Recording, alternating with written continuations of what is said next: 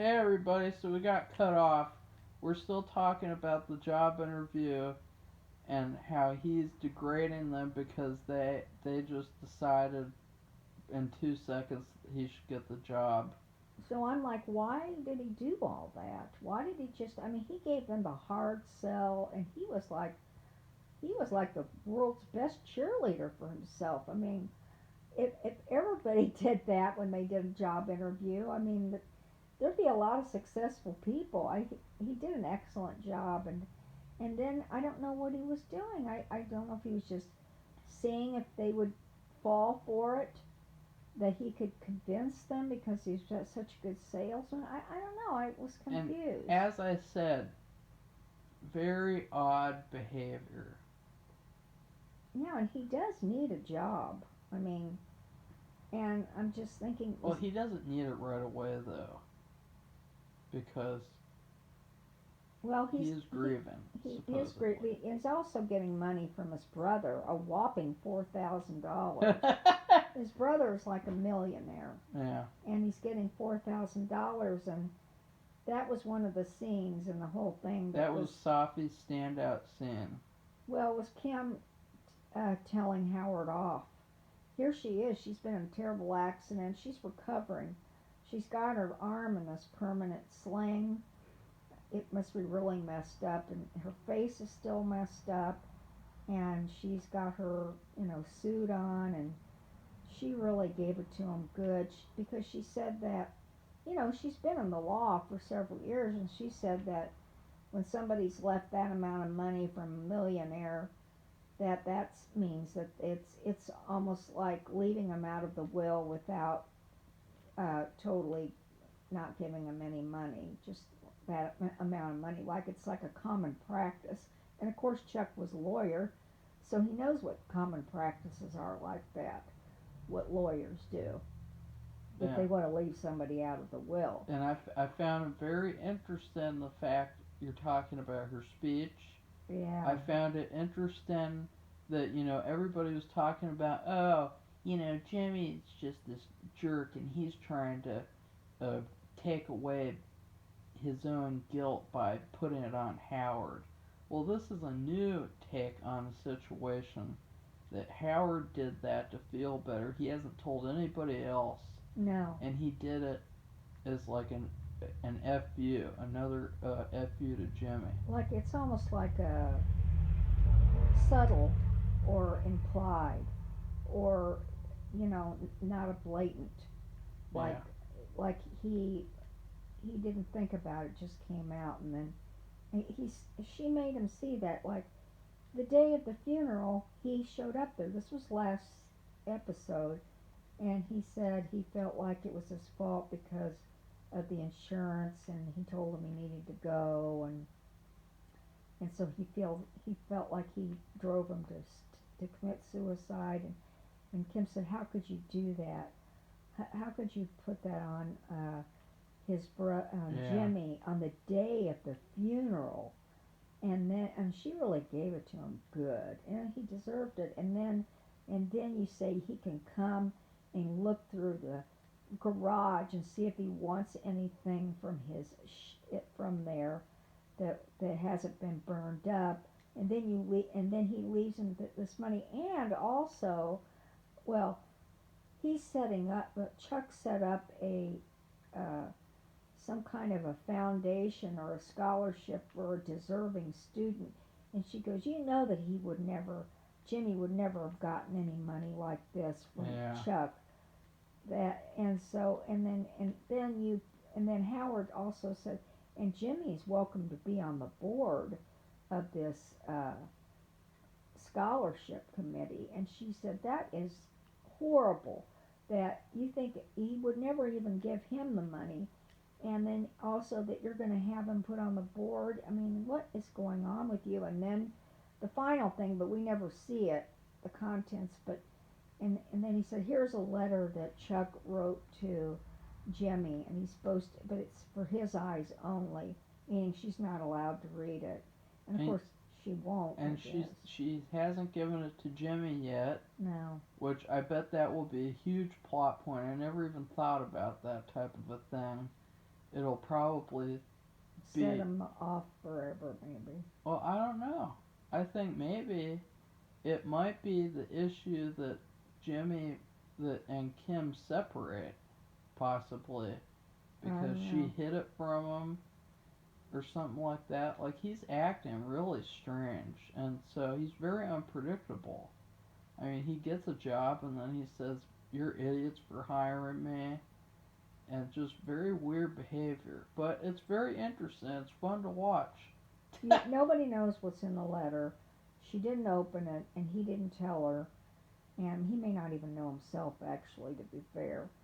And then she said, "Stay away from Jimmy. Don't Yeah, ever come near him again." which is kind of sad because Howard. I mean, don't you want to see more of Howard and have more story with him? I saw him on Grimm when he was, and he really was bad. He was evil. So, anyways, we're gonna finally talk about Nacho, the big moment in the episode at the end when Nacho has a partner. Did you hear his name? He has a ponytail. just call him Ponytail Guy. Yeah, that's what I His, did his when I name was. isn't good enough to remember, that or else they would have They told worked for us. Hector. He, Nacho, and Ponytail Guy, and they actually came into the hospital room and spoke to Hector while the twins were there, and they actually met the doctor from Johns Hopkins, and both Hector, or both Nacho and that Ponytail Guy, said nice things, but of course nobody to Hector. But of course he didn't say anything, and they looked over at the twins, or like steely faced robots, and maniacal robots. They don't say nobody. They don't say anything, and then they leave. And then they have this thing. They go to the warehouse. This warehouse, and they're going to pick up the, what is it? Cocaine? Drugs. Oh, meth. Meth. It's probably meth. I don't know. It's meth. And they're supposed to get 6 packs for distribution. 6 kilos? I don't know. And they, 5. they only give them 5. Well, they lay it out on the table. And they, meaning Gus's people, I guess. And so they asked for more, like Oliver Twist. Can I have some more? Well, no, they were supposed to get 6. They said, we're supposed, Nacho says, we're No, supposed they to. wanted 6. Oh, I thought they were supposed to get 6. No, they wanted 6. Oh. They were doing something they weren't supposed to, and he was just saying it like that so that they would give them 6. And then Nacho pulls his gun out and threatens them, which I thought that they were gonna beat up his father or something That's what I thought, too. like that. And but no, instead Gus kills his second victim in the overall 2 series Breaking Bad and Better Call Saul. He kills the Ponytail Guy by putting a bag over his head and zip tying his arms and legs together. And he dies, and that's why the episode is called Breathe, because, well, whatever. And then, well, I wrote this down. Then, Gus says to Nacho's like in shock. He he falls to the ground. He probably thinks he's going to get killed too, actually. And Gus confesses his romantic intentions. Well, he says, the Salamancas don't know what you did, but I do. Do you understand? And then he says, from now on, you are mine. Yeah, you're mine. And so we who knows what that's going to lead to. Yeah, I don't even know what that's supposed to mean. It means that he's his now. He can control him to do what he wants, and he can't fight back, because if he fights back, he'll tell the Salamancas what he did to Hector. Well, what I didn't understand is why they didn't kill both of them, and then the other thing is, why did they kill the Ponytail Guy and not Nacho, Since the ponytail guy did not do anything wrong, except Well, maybe ask for that might be a kilos. question. That might be a question that gets asked, and it's because he's really smart. He was smart enough to pull that off Yeah. with the poison thing. And I mean, I don't even think Gus knows how hard it was, but he did it so well. I mean, personally, I would rather kill the ponytail guy over Nacho, because Nacho's a lot smarter. Well, that's what I'm thinking about. But and I thought about last night that that's why he didn't kill him because he's smarter and the other guy's clueless. So So anyway, that's our spoiler section. We love this episode, and